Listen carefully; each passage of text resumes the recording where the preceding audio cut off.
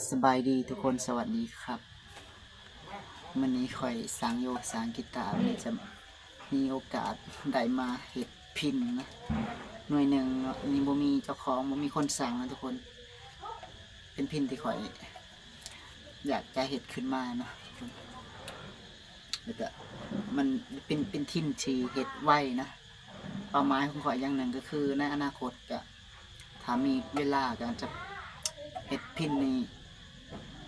แจกให้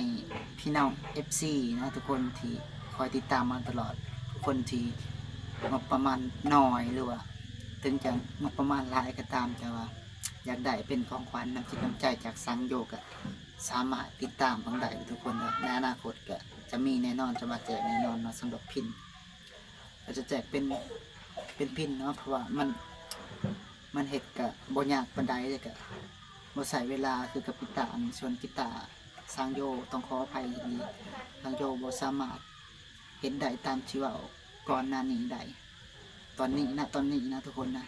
เพราะมันใส่เวลาเห็ดลายยิ่งส่วงนี้ขอสร้างโยเห็ดพินเห็ดกีตาร์ขั้นต่ำแล้วบ่ต่ำกว่า2 เดือนจึงแล้วหน่วยหนึ่งนะจึงบ่สามารถที่จะแจกได้เนาะส่วนพินเขาก็ในอนาคตข่อยขอรับปากว่าข่อยจะสามารถเฮ็ดแจกได้แน่นอนนะทุกคนโอเคเอามาพังมาเบิ่งสเปคพินหน่อยนี่กันก่อนเลยทุกคน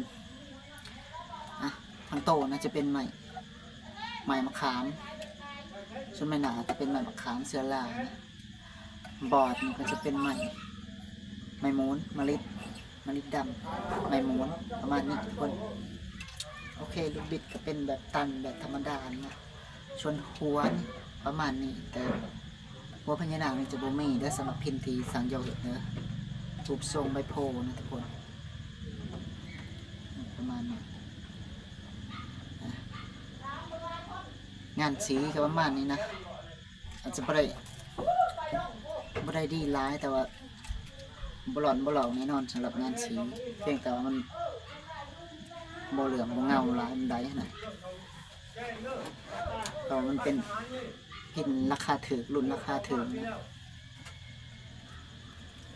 ชนซ้ายก็ยังบริเซตอัพเติมนะแต่ว่าอันนี้ก็สำหรับราคาเริ่มต้นที่ราคาต่ำๆก็อาจจะโอเคแล้วนะสำหรับความสูงของซ้ายนี่ส่วนขนาดจะเป็นขนาดหน่อยนะทุกคนเด้อขนาดหน่อยนะ15 เฟตถ้าคนไหนอยากได้แบบกีตาร์แบบพิน2 สายก็สามารถสั่งได้นะพิน2 สายก็จะเล่นง่ายขึ้นทุกคนแต่จะได้เล่นบ่ได้หลากหลายแนวขนาดหรือว่าอยากได้เฟตที่มันน้อยกว่านี้ก็สามารถสั่งได้นะอยากได้12 เฟตบอกประมาณนี้จะเล่นง่ายขึ้นสามารถสั่งได้โอเคเอามาพังเสียงนำกันเดี๋ยวว่าสิตั้งสายยาอะไรบ่ตั้งจะตั้งมาแล้วก่อนนั้นนี่แต่ว่ามันอาจจะเพี้ยนหรือว่าบ่แน่ใจเพราะเขามีการบีบมาแล้ว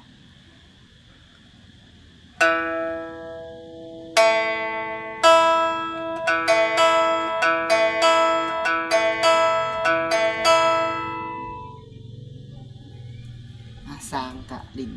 พินโมเป็นเลยทุกคนเดี๋ยวจะดีดให้เบิ้งเทเลซ้ายเดี๋ยวเราขอทำแล้วกัน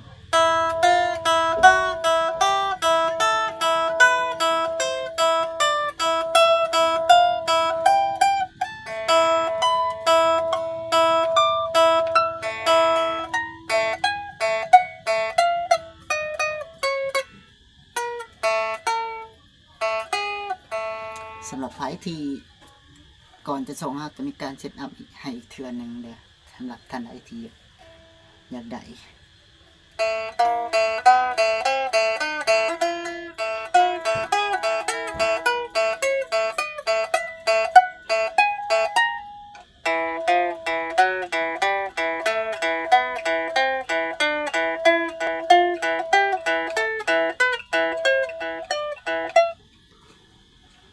เสียงโน้ตเสียงมันอาจจะบ่ได้ต้องเป๊ะขนาดนั้นเด้อทุกคนเพราะว่ามันเป็นพินขนาดหน่อยก็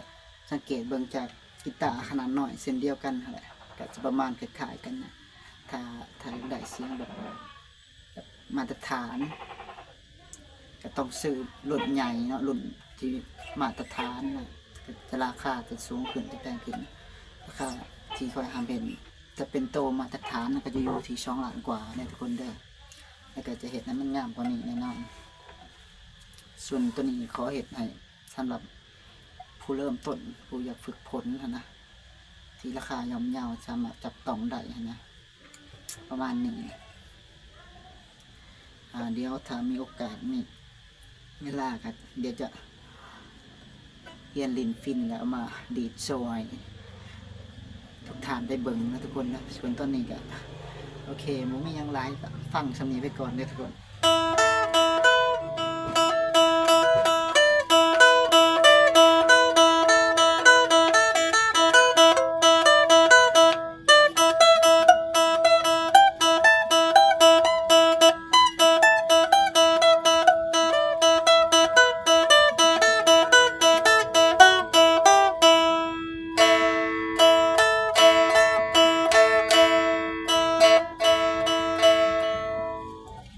ประมาณนี้เนาะผมมียังไลฟ์สำหรับคลิปนี้ก็ต้องขอบใจทุกคนที่เข้ามาเบิ่งคลิปนะฝากแสดงความคิดเห็นในเด้อทุกคนเด้อเป็นแนวใดเสียงเป็นแนวใดมวลหรือบ่เป็นแนวใดมักหรือบ่มักก็สามารถแสดงความคิดเห็นได้เด้อทุกคนเด้อแต่ต้องขอนำไว้อย่าแบบแสดงคำที่ว่ามันเห็นให้มีการเกลียดชังกันขึ้นนะอยากให้คอมเมนต์แบบสุภาพกันทุกคนนะเพื่อเป็นกำลังใจให้กันเนาะเฮาคนลาวคือกันหรือว่าคนไทยก็ตามต้องหักกันแพงกันเนาะช่วยกันสนับสนุนสินค้าฝีมือเนาะทุกคนนะโอเคคลิปนี้ก็ขอจบคลิปเพียงเท่านี้เด้อฝากทุกคนกดติดตามกดไลค์กดแชร์กดคอมเมนต์เป็นกำลังใจให้ทุกคนนะ